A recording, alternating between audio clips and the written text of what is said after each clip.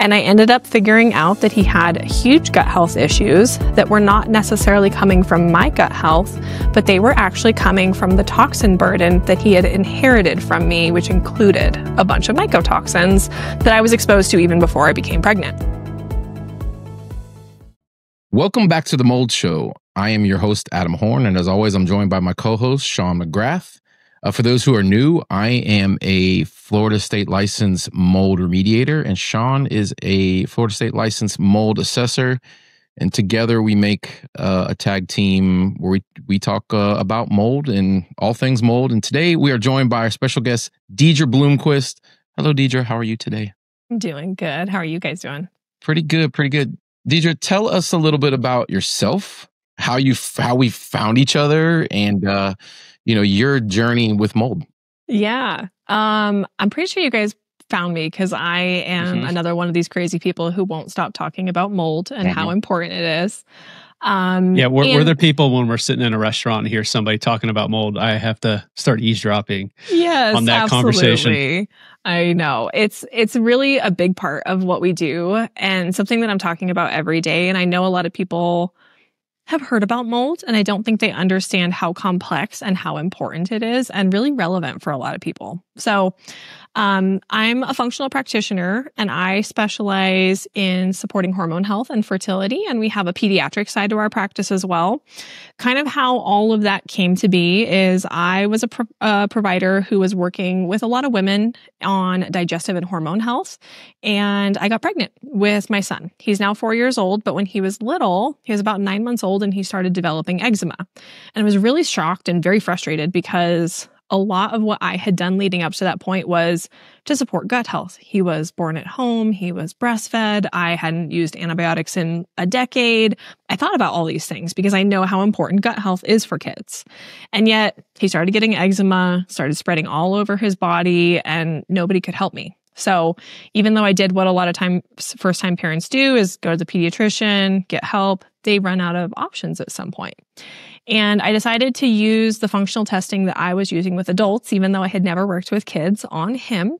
And I ended up figuring out that he had huge gut health issues that were not necessarily coming from my gut health, but they were actually coming from the toxin burden that he had inherited from me, which included a bunch of mycotoxins that I was exposed to even before I became pregnant. And so once I realized that that was impacting his health, I started thinking, well, what else is this impacting that I don't realize? And in digging into a lot of the research, I ended up figuring out how this impacts things like gut health, thyroid function, the liver, the immune system as a whole, and then starting to connect the dots on how this impacts hormone health and fertility for both men and women. And so really what we do is we do a lot of preconception work. We work with clients who have maybe never had a positive pregnancy test, people who have had multiple miscarriages. Many have gone through IVF unsuccessfully for multiple rounds, and do toxin testing on them first to look at what are the deeper layers. Has there been a mold exposure at some point in their life that is influencing different systems in the body that influence fertility? So doing that means that we help clients get pregnant. They have healthier pregnancies, better birth outcomes, and their kids don't start day one of life like mine did with a toxin burden that they were never exposed to. So we do a lot of work with mold. I would say probably 90% of the people we work with do have some type of mycotoxin accumulation, whether it's a current exposure or a past exposure. Wow, that high. Wow. That's a huge number. That's shocking. It is. And the historical exposure is something that has always really intrigued me, understanding how people can still show signs of exposure even years after they were exposed. But this idea, not an idea, it obviously happens, that a mother can pass that down through their child blows my mind. Can you explain a little bit more of that to our listeners and how that can happen? Yeah, absolutely. So I think from a conventional perspective, we think about when you are pregnant, you have the placenta, and the placenta serves as kind of a filtration organ so that things that we're not coming in contact with are transferring to children, but it has its limitations. So yes, it is really going to be downregulating accumulation of things that mom during pregnancy is coming in contact with. But those historical exposures are also going to be influencing so many other things. So we know that a lot of pathogens and these toxins can really cross that placental barrier. So kids do accumulate them even before birth. And I will tell you, on the pediatric side of our practice, those are some of the worst toxin tests that we get. Kids often have 2, 3 full pages of toxin burdens, especially children who are the firstborn, because one of the things that happens from mom to baby is we essentially can detox into our children. We're losing a whole lot of minerals, all of these heavy metals, mycotoxins then transfer to our children, and mom can sometimes get healthier in the process of that because there's a detoxification pathway happening there ultimately. But it means that kids then kind of can start behind the 8 ball because they have a lot of exposures of things that they've never personally come in contact with, but they're getting, mom's mitochondrial health, they're getting mom's immune system, mom's microbiome. All of that then influences the way that they're able to withstand that type of toxin burden as well. When you do these types of analysis, and excuse our ignorance here, where you are speaking about something that we, at least me personally, don't have a whole lot of knowledge about. What types of tests are you doing? Is it blood? Is it urine? Are there other tests that you're doing? Yeah, so we primarily use urine testing for mycotoxins, but we'll also screen for heavy metals and industrial chemicals. So think pesticides, plastics, personal care chemicals. We like to use that for both adults and children because it's non-invasive and it tells us about current excretion. So that can tell us if we're seeing really high levels that we need to be thinking about a current exposure in the home, workplace, cars, things like that. But then we can also get an indication of if there is a colonization of mold or fungus within the body where they might have been exposed in the past, inhaled those spores and mycotoxins that are making them sick, but then creating a fungal issue in the body that then continues to produce those mycotoxins from the inside out. So their body becomes the moldy building even after they have left the environment. So I'm sure you guys see this all the time with your clients where they find an issue in the home, they leave. Sometimes people get better when they leave a moldy environment, and sometimes people don't. The people who don't get better have a colonization issue. And it's not to say that the people who do feel better when they leave don't have a colonization issue, but that ongoing exposure of mycotoxins just means that the immune system can calm down, detoxification efforts can resume. And so we really want to be thinking about how there might have been a previous exposure, whether it was during childhood, in college, an old house. Those things accumulating in the body are things that we can see on testing. And then we can usually combine that with more blood chemistry work to answer the question, how is this impacting other systems in the body? How is the liver functioning, knowing how hepatotoxic mycotoxins are and cause a lot of congestion in the liver? Is it withstanding that or is it struggling? What about the immune system? Is it being compromised or is it being upregulated? Because mold can do both. How is that impacting thyroid function, nutrient deficiencies, even the ability to manage blood sugar? So looking at all of that really helps us put together the pieces of what have we been exposed to and how is our body already dealing with it? How do they colonize? Where do they colonize? Is it the lungs? Is it the liver? Is it in your intestinal or urine or your bladder? Where would these things, once they get into our system, where would they colonize and how? Good question. 3 main places. So the first is going to be the intestinal tract, thinking about the GI system. So when we start to see signs of candida or fungal issues in the body, sometimes there can be rashes, there can be immune dysfunction. Usually it looks like constipation because of the way that mold changes the ability of the nervous system to regulate motility, but occasionally it causes diarrhea as well. And so we're really thinking more about like fungus within the GI system. The second place is the sinuses. So knowing that we're breathing in mold spores, it's a nice, damp, dark place for mold to thrive. So all within the sinuses, not only where people normally think about under their eyes and their nose, but also throughout the forehead as well. So thinking about like chronic sinus infections, chronic sinus issues, postnasal drip, a runny nose that doesn't really make sense. Those are all signs that there can be something happening in the sinuses. And then the third place is the lungs. So especially where we start to see, those common respiratory conditions like a chronic cough, blood in the sputum when people have mucus come up, things like that.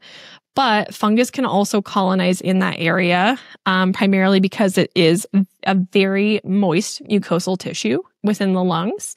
And airflow may or may not be helpful the way that it normally keeps mold in check in nature, because if they are continuously being exposed to mycotoxins or fungal spores, it's just going to continue to repopulate, even if people do cough something up. So, we've had clients and stories where people are doing work to address those fungal issues within the body that have colonized, and they will blow their nose and have huge globs of fungus come out of their sinuses or cough up fungal colonies as well. In the same way, we think about elimination happening via the GI tract once we start to address those things as well. Wow. Okay. Man. So let me ask you, when you test, do you do it redundantly to see like if it's consistent, or is it typically like one test? Okay, we know there's an issue here.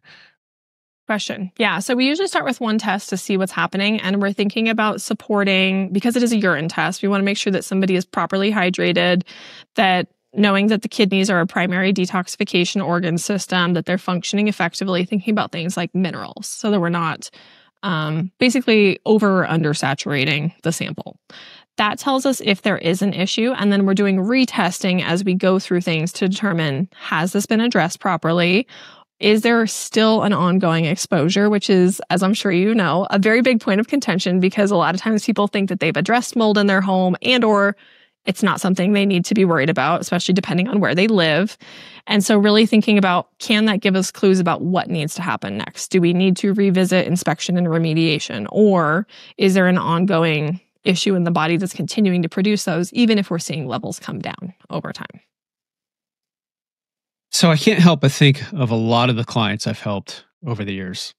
And when it comes to fertility issues and gut issues, a lot of times people have other symptoms they're dealing with too that can be debilitating. But is that always the case or not? I think this is one of the most confusing parts of this. So there's a woman I'm thinking of who we worked with, and she came in because she had 2 different miscarriages and was just told, you need to do IVF. We just need to keep going. And from the outset, she looked very healthy. She didn't have any of the GI symptoms. There were no overt hormonal issues. Her blood work honestly looked really good. She was dealing with everything very well. But when we did the toxin side of things and looked at that data, she actually had a number of different mycotoxins and had mold in her home at the time. But her body was withstanding it very well. So this is actually a really common presentation that I see. And I think it works on both genders too, where particularly women who are kind of type A, go, high achievers, their body withstands that pressure very well. And it pushes all of those symptoms under the surface, at least in part due to the fact that they have adrenaline and cortisol running through their veins at all times. And so it's damping down those symptoms. But the same thing is true for men. So a lot of times when we work with men in couples, they'll come in and they say, I feel great.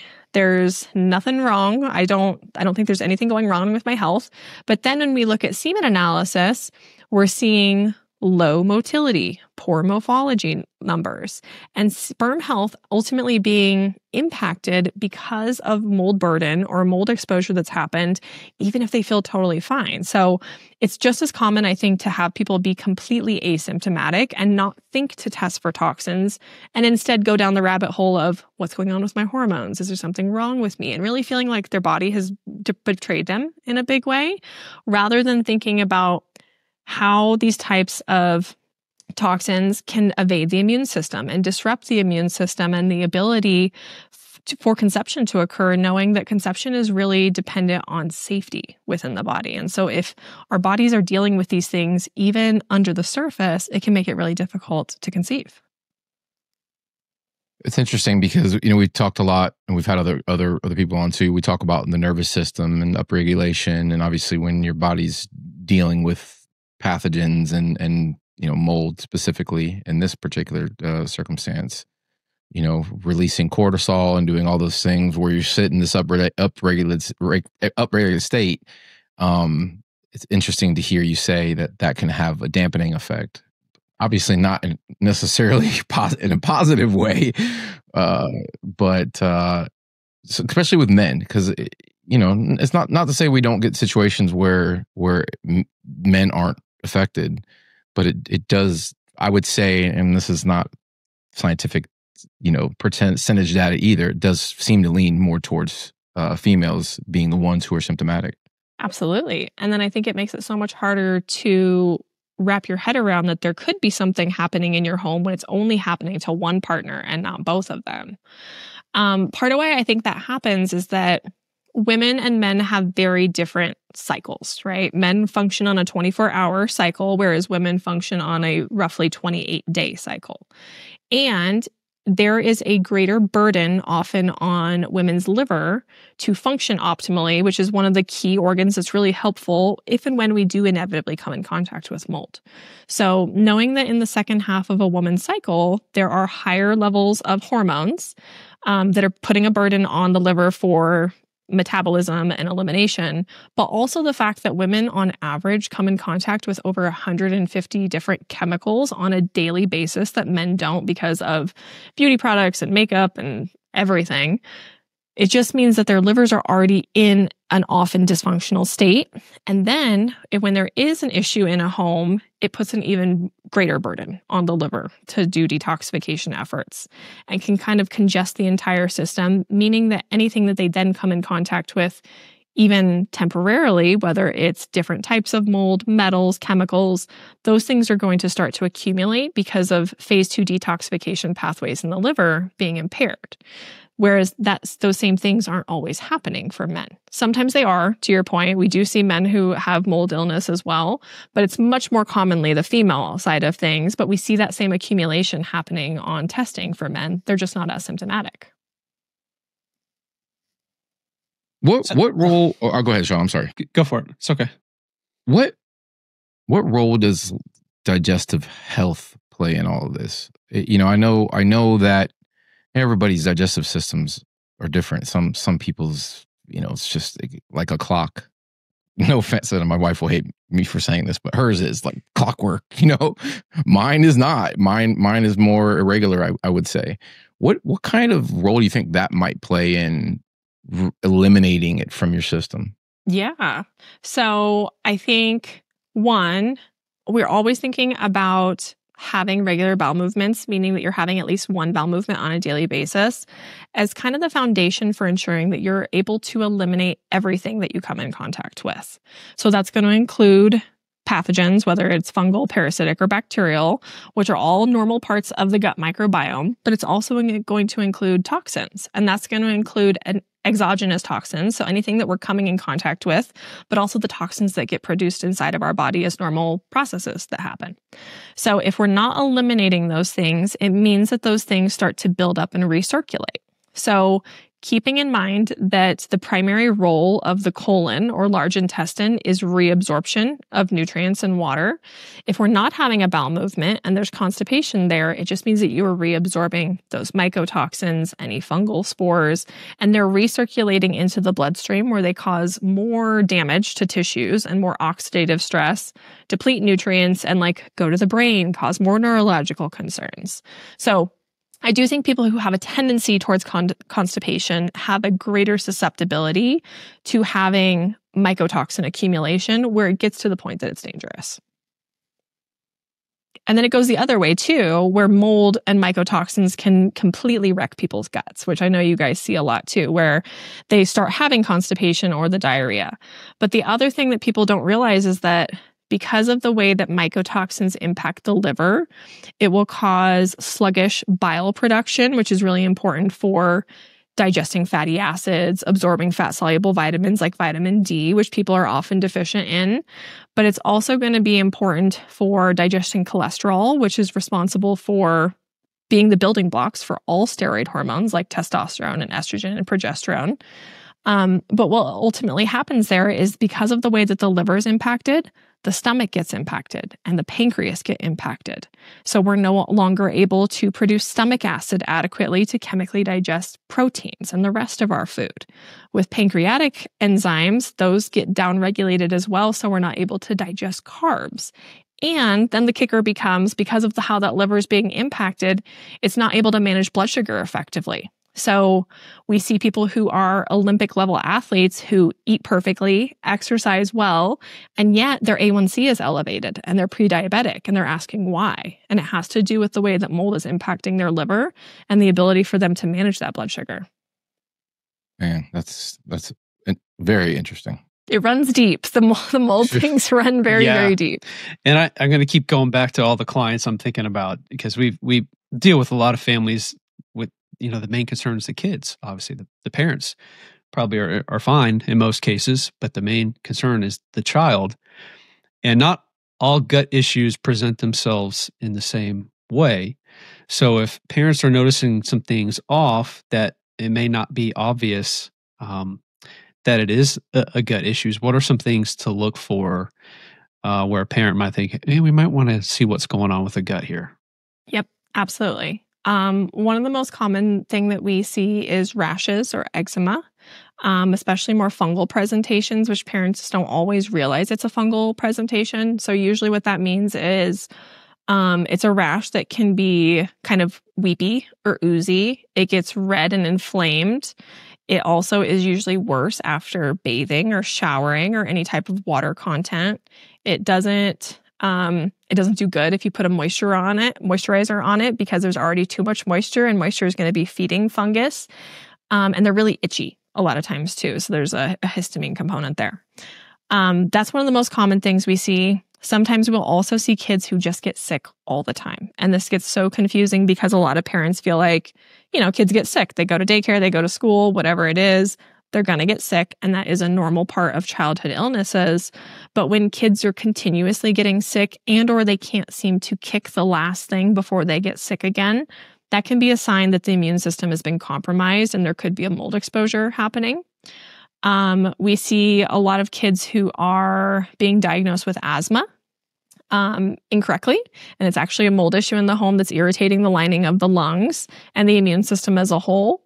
But we also see a lot of allergies. So a lot of kids who suddenly have food sensitivities and allergies, even sometimes on paper. So when kids go have their blood drawn, it comes back that they have an IgE allergy.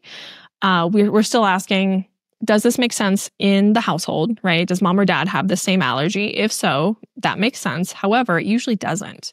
And so really looking at why is the immune system having this dysregulated response, and knowing how immunotoxic mycotoxins are, they can really influence the immune system to essentially just panic when it comes in contact with things for children.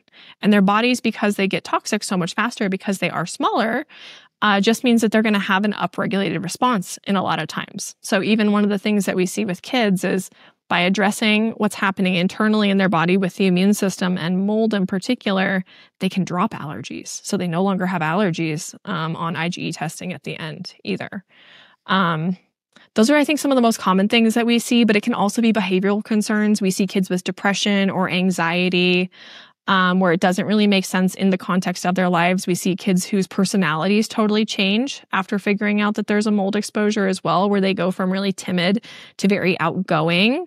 A lot of nutrient deficiencies as well. So when kids are being diagnosed with iron anemia, why is that happening? There's likely something happening internally that's contributing to that imbalance, rather than it just being something where we need a medication or a supplement.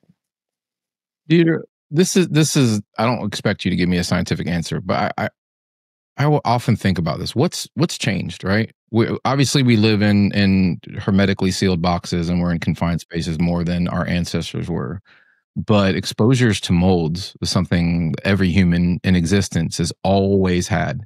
And those are our ancestors who lived outside and were sitting in it, laying in it, sleeping in it. Where's the disconnect between us and them, and why now are we seeing such a drastic impact on humanity? Yeah. This is something I think about a lot too. And I'm sure you guys see this as well, where clients are really concerned about, what happens when I inevitably come in contact with mold again in a hotel, or I move, or whatever it is, and feeling like they are trapped by something that is totally normal in nature and we have always evolved alongside. So I think about a couple of different things. One, I think the way that most people are eating is not in a nourishing way that allows for the nutrients to support the immune system, proper gut health. A lot of these things also then go back to the fact that antibiotics are overused in our country in a big way, especially for younger people when they get sick. And so that creates susceptibility for these types of pathogens when we do come in contact with them to take hold. Our immune system is perfectly designed, and I think it's capable of dealing with these things and mounting an appropriate response for most people. But because of those kind of lifestyle and diet factors, it makes it very difficult for them to have the resiliency to withstand that effectively. The other thing that I often think about, and I'm curious if you guys have seen this, there's very limited research on this, but there has been some research done that showed mold that has been exposed to more EMFs in particular grows faster and produces mycotoxins at higher rates. And when you take those and put those in a Faraday cage where they are not being exposed to EMFs in any capacity, it slows down. So while it's not something that has been extensively researched, it's one of the things that I'm always thinking about when it comes to the fact that we all have Wi-Fi in our homes. Mm-hmm. We all have a little computer in our pocket at all times. Many of us work online. We have a lot of smart devices in our homes. The way that cell towers function now is totally different than how it used to. And we're all connected with a lot of different electricity, which is emitting these EMFs at all times. So knowing that mold is ultimately an organism, just like we are, and it's a normal, natural organism that normally nature keeps in check, it makes me wonder what part of nature as we know it has shifted that's allowing for those things to overgrow and cause health issues in the way that we're seeing them now. In addition to, like you said, living in sealed homes where there's no fresh air, there's less sunshine, we're trying to have it rain indoors, we're creating a susceptibility for issues. But why is it so much worse now? Yeah, we talk a ton about building materials, which is at the top of the list, and then HVAC systems and all of those things, which I'm sure you've heard about too. But that's the first time I've heard the EMF discussion. I think at minimum, and I've had plenty of clients, and I know Sean has as well. People have like noticeable sensitivities to EMF. Perhaps it's upregulating their nervous systems too, or putting them in a flight state and causing a domino effect of autoimmune issues.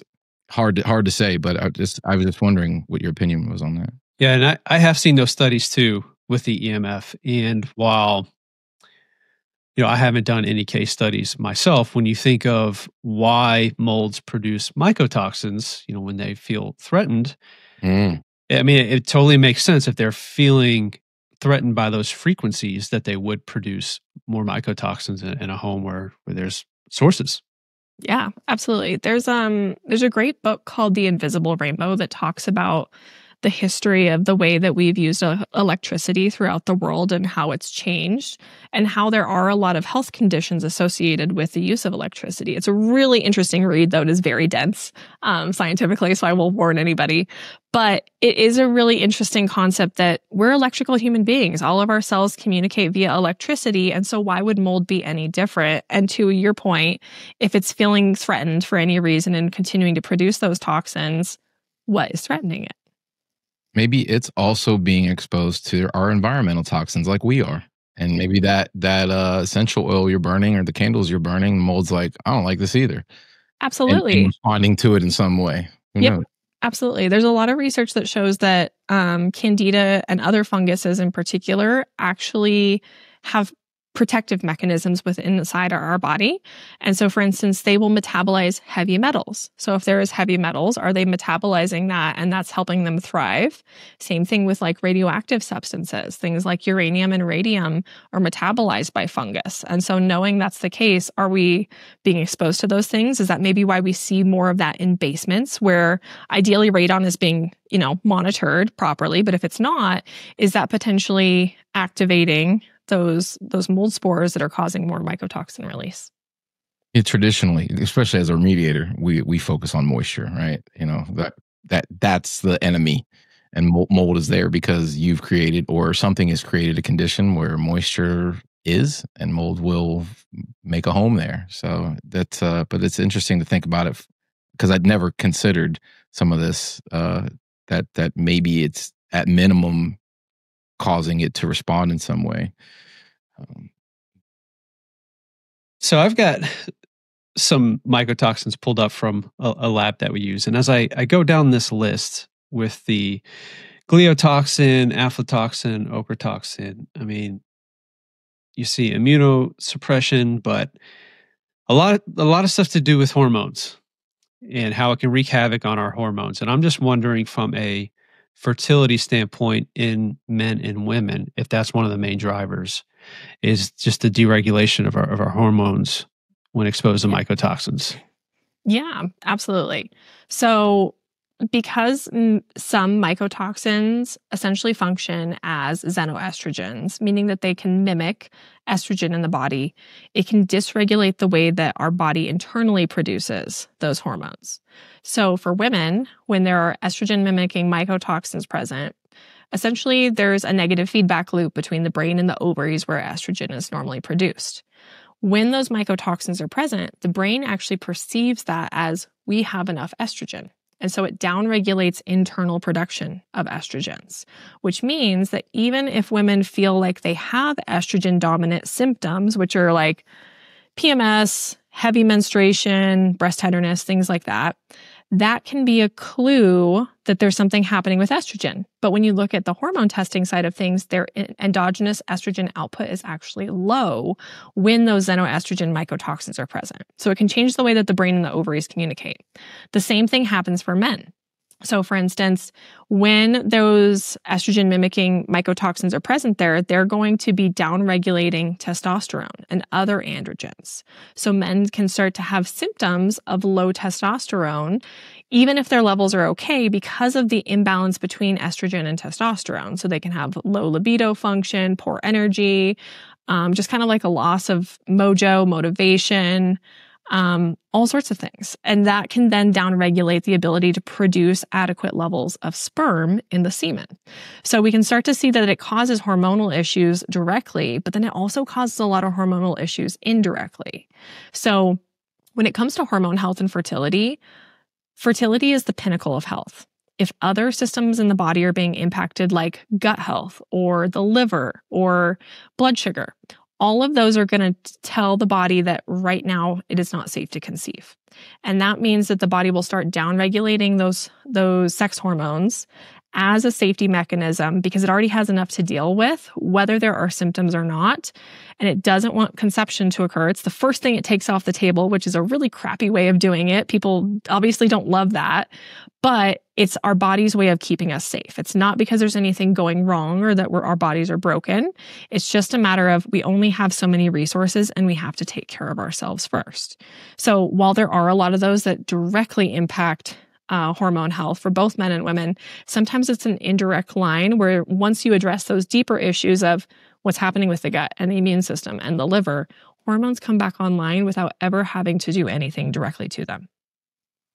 I wonder if it's even deeper than that, where, I mean, it knows that you under stress could potentially harm yourself or the baby.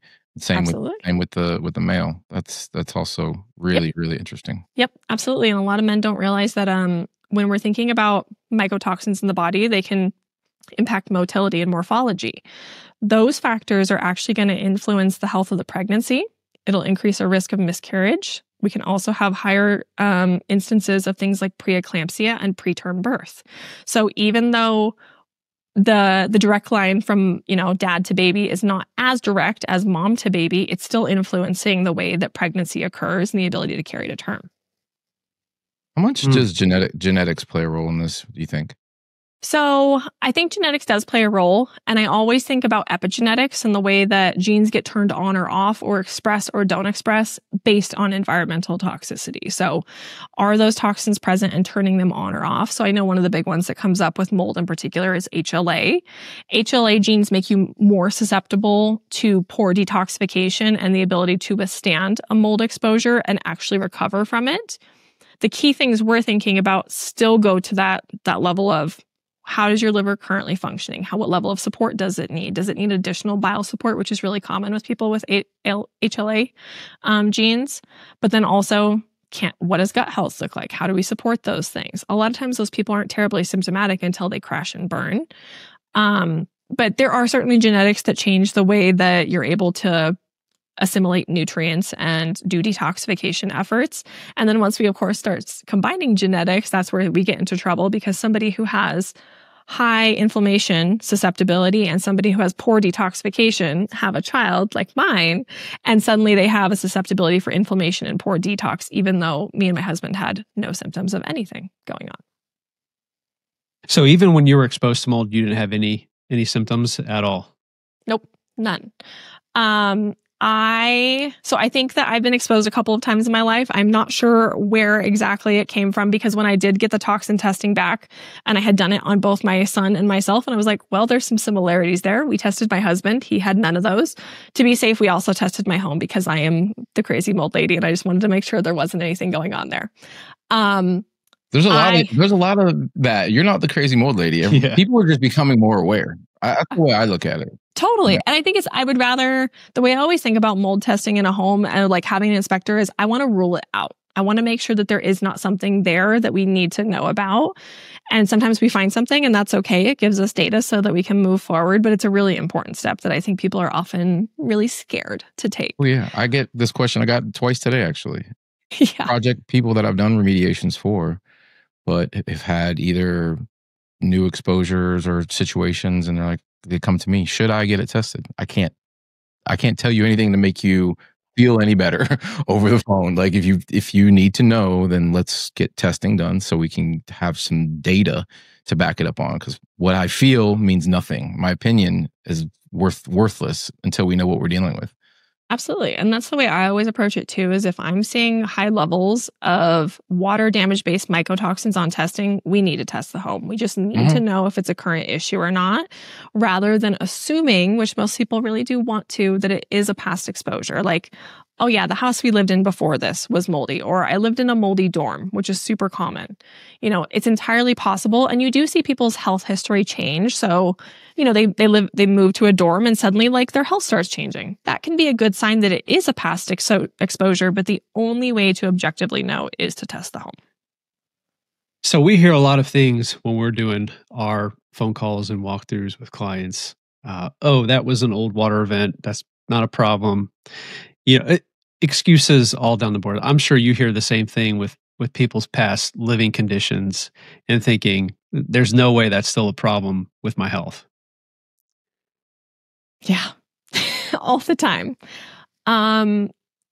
We work with a lot of couples who have done renovation on just about everywhere in their home, and they've said, I've seen everything. There's no way that there can be mold. We would have found it. Not always the case. We do usually find it eventually. Renovation is a word, though. It's a word that often means, was it contained? Was your renovation, did it include removal and demo of materials? Renovation's a scare word for me. As soon as I hear that, oh really? And when did you start feeling symptomatic? After the renovation? Did your contractor set up any protective suppressions outside of throwing painter's plastic over your bed? They didn't need to, because they didn't see mold. It's mildew. No, it's mildew anyways. Right. And many times they're doing it themselves. I find a lot of times too, is that they've done it themselves. They bought a fixer-upper, wanted to do it. Wonderful. But it just means that they're exposing themselves to things without realizing that it can be very impactful down the road. Yeah. Sorry to interrupt you, but no. You said that word, I had to spit that out. Absolutely. One of those things where I hear it, I'm like, oh, okay. We see a lot of that. We also, we work with people all over the country. So we see people who live in Colorado and Arizona have lots of mold growing in their home, just as much as people who live in moist environments like Florida and the South. It really does not make a difference, because to your point, it all just has to do with water exposure or water damage at some point in time. And I think a lot of times it's a twofold issue where people feel like it wasn't a big enough water damage issue, or they felt like they took care of it at the time, that it can't have possibly caused any health issues. Combined with the fact that sometimes people are hiring inspectors to come in and look around and they say, this is fine, we don't need to address this. But that is part of the beauty of doing urine mycotoxin testing, is when we see that there are mycotoxins in your system and then we know what type of mold those mycotoxins are coming from, which tells us that we can figure out what's the fuel source for that type of mold, so we can direct our clients towards where should you be looking at in your home. So if you have a mold that's reliant on a cellulose-rich material, well, there's only a few places we're going to be looking for those things, like not within the home, but those are the materials we need to start digging into, so that you're not looking in places that don't necessarily make sense. Or if there's, certain molds are heavily reliant on a consistent water source, well, where might that be? That makes it really easy to start looking around for those things so that we can point them in the right direction and make sure it matches on what we're seeing on the urine testing. Makes complete sense. Yeah, I mean, and testing is, especially in the building, is limited to what you can access, where you can access. And so part of the assessment process, and Sean will talk a lot to that, is visual assessment, knowing the building's history. Old water damage is water damage. New, old, dead, alive, a lot of the words that people love to throw around. I know as a remediator, it doesn't change my job whatsoever. I'm here to remove the impacted material and try to bring the particulate levels down. And in doing so, I not that I could care less. A lot of times we expose current issues or see remnants of old issues that maybe have been corrected, and the contractors aren't going to remediate. They're going to remove and shop vac and move on with their day, if you're lucky. So. Absolutely. We had a client come in who had previously only been able to conceive via IVF, but we did toxin testing. She was trying to prepare for her next pregnancy, found a whole ton of mold. And so we encouraged them to have their home looked at. They had an inspector come. They identified that there was some type of water leak in their downstairs basement bathroom. They started a remediation process, opened it up. What they actually ended up finding was the inspector had actually missed that there was an upstairs water leak that was leaking all down the walls, to the point where the structural beams were flexible. And at some point in time, that upstairs bathroom would have fallen through the ceiling into the lower level. Yep. Thank goodness they opened it up, because they not only have mom and dad and a child in there, but thinking about bringing a baby into that environment where there was something completely missed is huge, and going to lead to a lot of more chronic childhood illnesses as well. Yeah, finding surprises is part of the remediation process. It and I will say, I mean, things are going to be missed. Unfortunately, we don't have X-ray vision, but that's where the value is in hiring a really good, reputable remediator. Is at least if you have that roadmap, those additional findings are going to happen, right? With a good remediator, they're going to chase it as far as they need to find things. So as long as they're not working for the insurance company. Exactly. Working for the insurance company, they're going to do what the insurance company is going to pay for. That's a whole other conversation. And probably not even tell you that the mold goes into the adjacent wall cavity, because they know the insurance carrier is going to be like, I'm not paying for that. So they don't care. Yeah. That's a big problem with my industry, is that a lot of them are beholden to the insurance carriers. And so they're used to limiting remediation to what the claim is going to cover versus doing what's really necessary, which is what your license should hopefully, which is about, which is to take into account and protect the person who lives there, and do it to, go as far as necessary to correct it. So. Well, Deidre, we got a little bit of a late start thanks to some internet issues. I know you're up against it here, the hour with a phone call. You have to go, because I have one more question. Yeah, go ahead. I got time for one more. We talked about symptoms. We talked a little bit about our bodies and how they function. Can you speak to a little bit about what's next once you get the results? Like how does somebody treat this once they've had the exposures? How do they get out of the woods?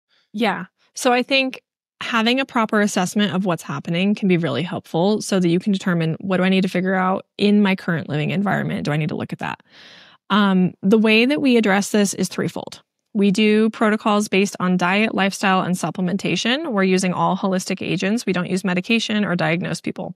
So what that means ultimately is we're thinking about a diet that's going to be nutrient dense, well-balanced, blood sugar supportive, but also from a fertility perspective, making sure that we're getting the foods and nutrients that are very crucial for fertility and hormone health. Lifestyle is going to be a lot of what we talk about with clients, especially when we're thinking about mold, is walking them through finding a good inspector. What does remediation look like? Making sure that they understand things like the S520 guidelines, so that they know what to look for and can spot red flags when working with their remediator, because they're just not all created equal. And then how can they be supportive at home? So things like castor oil packs, thinking about things like coffee enemas. These are really helpful when we're dealing with some type of mold in the body to support detoxification efforts. And then supplementation is a big part of what we do. And we do it in a really strategic way. So rather than saying you're going to take a binder for mold or an antifungal, we do things in a particular order to ensure that by the time we start addressing mold, the system can withstand that type of pressure. So knowing how toxic mycotoxins are, they're going to impact the liver and the kidneys and the gut. Sometimes they cause constipation. We need to start supporting those organ systems, which is where blood chemistry can be so incredibly helpful for how are things currently functioning so that we can support those organ systems and work on drainage and elimination from the body, and then working through, are there any additional pathogen overgrowths? Because sometimes with fungal issues in the body, there's secondary infections like bacterial overgrowths or parasitic overgrowths, all of which are normal for us to have in our microbiome, but when they overgrow, it's usually due to toxic terrain and toxin exposure. So addressing those things and then hand selecting binders based on the mycotoxins that are present. So this is another reason why testing is so important. Not all mycotoxins in the body are bound by the same things. So yes, everyone hears about activated charcoal and it works on a lot of them, but not all of them. And if you have mycotoxin accumulation and elevated levels that activated charcoal doesn't touch, it's not going to help bring those levels down, and you're going to feel like you're on a hamster wheel where you're just not getting better. The other side of that is bringing in antifungals if we think that there is a colonization issue to address that fungus growing internally so that it stops producing the stuff that's actually making us sick. And then doing more rebalancing, nourishing their body in that preconception phase. So typically we like to work with couples for 6 months before conception. Gets a little tricky when people are like, I want to be pregnant 2 years ago, but we really work through a process of 4 to 6 months of work where we're detoxing their body, retesting at the end to see how those levels have come down, how their organ systems are now functioning so that we can give them the green light for trying to conceive. And it just means that things go so much smoother in the long run. Packed a lot into that couple-minute answer. That was impressive. I'm trying to picture it all, and there's a ton in there, and obviously, that's your world and your area of expertise clearly, and that's why we bring people like you on, because it isn't our world. But I get the questions thrown at me all the time. I'm clearly not going to try to answer them, but finding resources. That was the whole idea behind us doing this weird podcast, as people like to call us, the weirdos who like to talk about mold, is so we could have conversations and at least find resources for people and connect, the old-fashioned way, which is talk about it and share our opinions and our concerns and what we see and what we don't see. Yep, I totally agree. Like I said, I think mold is something that impacts a lot more people than they realize. Mm-hmm. It causes a whole host of health issues that don't always seem really obvious. And it's one of the top things that I wish people were thinking about when it comes to hormone health and fertility before they jump to something like IVF, because a lot of times there's a blocking factor and we just don't realize what it is until we do testing. Makes complete sense. Well, I hope if there's someone out there struggling with that gives them a little bit of hope. And I think that's a great place to end, honestly, because that's got to be just such a hopeless feeling, especially when you're trying and just from a morale standpoint, debilitating. Yep, absolutely. Our whole thing is we want people to understand that their bodies are not failing them in any way. There's just something that it is trying to protect them from. Well, Deidre, thank you so much for joining us today. Thank you so much. Of course. Thank you so much for having me. Yeah, guys. I appreciate it. We could talk another 2 hours, but I won't ask you any more questions at this time. Maybe next time. Yeah. All right. Thanks, guys. Thanks again. The content in this podcast should not be taken as medical advice. While our goal is to educate, the hosts are not medical professionals, and the opinions expressed are their own. For any health concerns or questions about mold exposure and its effects, please seek the advice of a qualified healthcare provider.